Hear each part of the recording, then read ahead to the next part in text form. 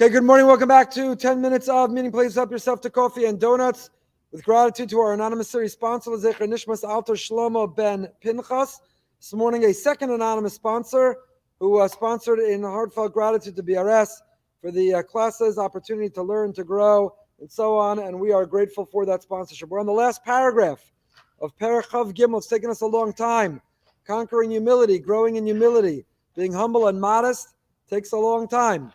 So we're up to the last paragraph, and here the Ramchal says the following. Al Kain, Mishainov Berosho, here the Ramchal in the summary of the Midah Vanava of humility, a character trait we spoke about last night when we analyzed the anger. The Rambam and the Ramban both say that while we walk the golden mean, while we look to walk the Shvil HaZahav, when it comes to character traits, there are two character traits which we have to have absolutely no part of whatsoever. They shouldn't be part of our repertoire, our recipe whatsoever. The midah, the measure, should be non-existent, and those are anger. Person has to be exceedingly calm. L'daber kol dvarecha benachas l'chol adam v'chol eis, to always be calm. And the second is humble. Ram and the Rambam both describe the humility we need to live with. So the Ramchal writes, Mishainav berosho, anyone with eyes in his head, Yoser Yizar v'yayim b'masei mi sherotz liknos l'chaver liyoitz l'fakir al-beso. Before we get to what he says, what does it mean, Einav Berosho? So I saw a beautiful insight by the Amaros Tahoros, the holy Rachma Shlifka Rebbe, who just passed away a couple weeks ago. He says, Einav Berosho. It's particularly poignant to reach this paragraph as we are on the cusp of Rosh Hashanah. Einav Berosho means your eye should be Berosho on the Rosh, on Rosh Hashanah. Everything follows the start. Everything follows the beginning. Everything follows how we initiate. So getting started with enthusiasm and energy and positivity, getting started with a goal and a mission and a resolution, getting started with good decision making, Einav Berosho. The usual translation, Einav Berosho, eye in your head, just means be thoughtful and mindful. But the Rachma Shrifka teaches, Einav, your eye, what you're looking at, what you're thinking about, what we're mindful of, Einav Berosho, Rosh Hashanah, Berosh. Everything follows the Rosh, everything follows the beginning. And therefore, says the Ramchal, we have to all exercise more caution and scrutiny when it comes to the friend that we're looking for or the advisor. Yoetz ulepakir al-beso, mimasha yizar v'yayim b'ma'achalo u'v'mishtav. You know, it's very popular today, it's always been, should be, to be thoughtful and mindful and careful and vigilant with what we put into our body, what we eat, carbs, no carb, fats, saturated fats, sugar, salt, processed food. There's always new discussions about what we eat, what we drink, what we put into our body, and its impact on us. And the Ramchal says, you know what has more of an influence and effect on who you are and how you live? Not only the food that you eat and what we put into our body, but eating the wrong thing, drinking the wrong thing can compromise and contaminate the body. But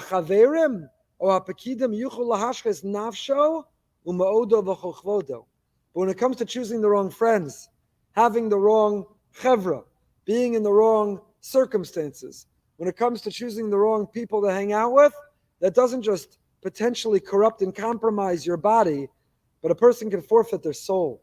A person could lose everything that they worked on. Person can lose eternity. Person can lose their destiny. Person can lose who they're meant to be. So as much care and concern, as many articles as we read and podcasts we listen to, eat, don't drink, how to exercise, stand, sit. This coffee is good for you, coffee is bad for you, wine is good for you, wine is bad for you.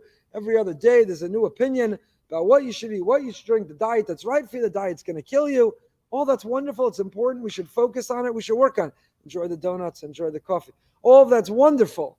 However, the Ramchal says it pales in comparison to spiritually who we associate with whom we identify, how the impact on us of the peer pressure. David HaMelech says in Tehillim, he who walks in the path of innocence will serve me. David HaMelech says, in my house there should be not one who's dwelling deceitfully. Be thoughtful, be mindful, be judicious, be vigilant, be careful. Don't just end up in that chevra. Don't just end up sitting in that section of shul. Don't just end up sitting in that Moshev Leitzim. Don't just end up at that water cooler, literal or metaphorical. Don't just end up in that WhatsApp group filled with snark and cynicism and sarcasm, filled with criticism, and filled with lashon hara, gossip, slander. A person has to find friends, realize that we're blind. Most of us are blind to our own shortcomings. We're blind, we have a blind spot to the things that we need to work on. So we need to find the people who will inspire and motivate and incentivize, the people who uplift and empower and enrich our lives, the people who will not be afraid to tell us what we need to hear, because we know they're saying it with love and we know they're saying it in our best interest. The Rebbe Reb Zusha would pay someone to give him musar. He knew and he was afraid that no one would have the guts to give him honest feedback about what he needs to work on. So he paid someone, the Rebbe Reb Zusha. He hired someone to give him honest musar, honest feedback on his life. Surround yourself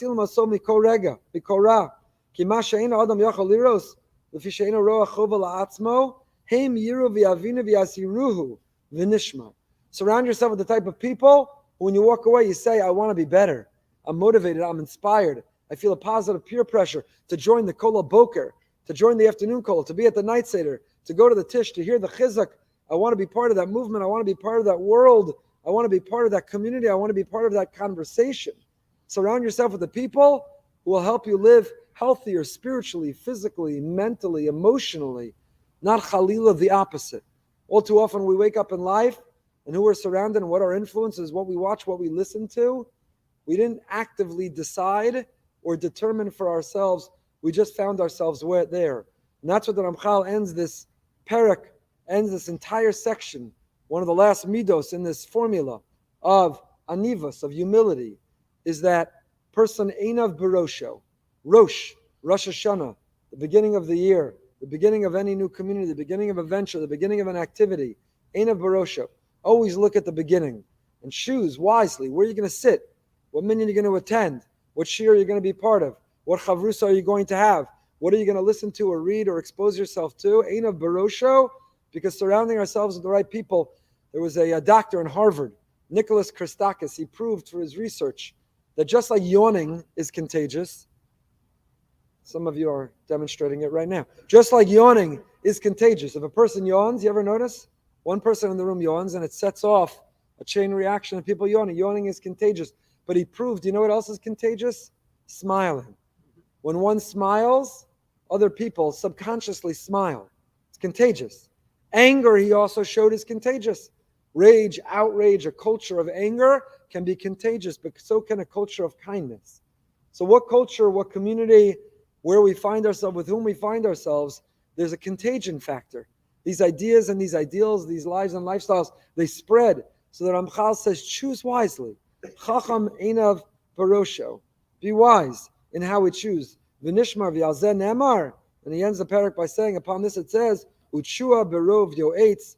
Salvation comes through much counsel. Surround ourselves with the people who will give us positive feedback, constructive criticism with love, that we can be confident they're looking out for our best interest, because that will determine so much of our lives, including our ability to live with humility. Living with Emunah in 15 minutes, 8:45. Tonight we go behind the bima. David Fishoff, who is an incredible music producer, sports agent, Shomer Shabbos, Orthodox Jew, learns Torah every week. He has unbelievable stories. Hear them tonight at 9 p.m. Also at the shul I mentioned earlier. Come join us for Ben Zion Twersky. Until next time, stay happy, stay healthy, and stay healthy.